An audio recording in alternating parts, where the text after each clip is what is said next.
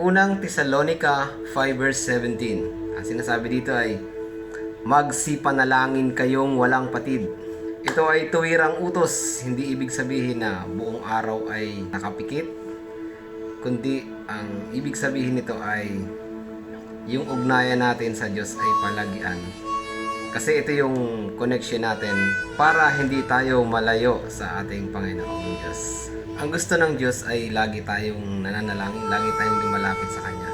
Kasi ito yung paraan para hindi tayo makalimot at yung mga gawa natin ay laging naayon sa Kanyang kalooban at hindi tayo magkasala. May mga talata pa na sinasabi na kailangan lagi tayong manalangin. Sa Lucas 18 talatang 1, dapat laging manalangin ang mga tao at huwag manghina. Itong talata na ito ay si Jesus mismo ang nagsabi. Ipinapakita na ang panalangin ay sandata laban sa panghihina ng loob. Kapag tumitigil tayo sa pananalangin, mas madali tayong panghinaan ng pananampalataya. Mateo 26 verse 21, magsipagpuyat kayo at magsipanalangin upang huwag kayong mga hulog sa tukso. Dito ay itinuro ni Jesus na ang panalangin ang mabisang proteksyon para labanan ang kasalanan. Kasi yung ating likas na laman ay may hina. So sa pananalangin, pinapalakas ito ang ating espiritu upang hindi tayo makalimot sa ating Panginoon Diyos.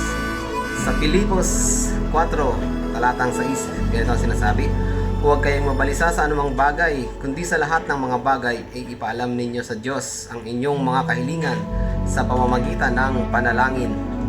Inuutosan tayo ng Diyos na sa halip na tayo ay mag-alala, ay ang gawin natin ay manalangin para bigyan niya tayo ng kapayapaan at malagpasan natin yung ating mga kabalisaan. Ang sabi pa sa Colosas 4, talatang 2, magpatuloy kayo sa pananalangin na magpuyat doon na may pagpapasalamat. Ibig sabihin yung pananalangin natin ay hindi lang minsan, kundi patuloy. Ibig sabihin, patuloy yung connection natin sa Panginoon Diyos ay hindi mawala. Kaya inuutosan tayo na patuloy tayong manalangin para tayo ay gabayan ng ating Panginoon Diyos at tayo ay laging pagpapalangin. Para ito yung way niya para tumawag tayo sa Kanya. So kapag lagi tayong nananalangin ay makasisiguro tayo na yung relasyon natin sa ating Panginoon Diyos ay palakas at siguradong hindi tayo makakalimot sa Kanya.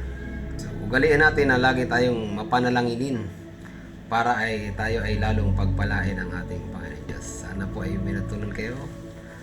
Pagpalain po tayong lahat.